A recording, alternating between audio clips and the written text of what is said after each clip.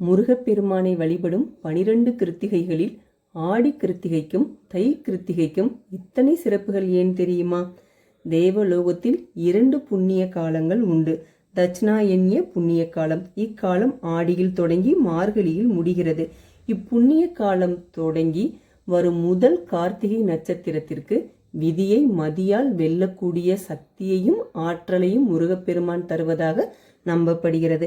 அதே போன்று உத்தராயண்ய புண்ணிய காலம் தை மாதம் தொடங்கி ஆணி மாதம் முடிகிறது.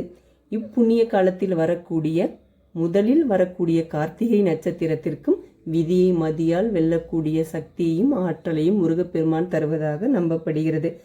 கிருத்திகை என்பது 6 நட்சத்திரங்கள் இணைந்த கூட்டத்தின் பெயர். சிவபெருமானின் நெற்றிக்கண்ணிலிருந்து பிறந்த 6 அக்னிகளும் 6 குழந்தைகளாக சரவண பொய்கையில் சேர அவர்களை வளர்த்த 6 பெண்களே கார்த்திகை நட்சத்திரங்களாகின்றனர்.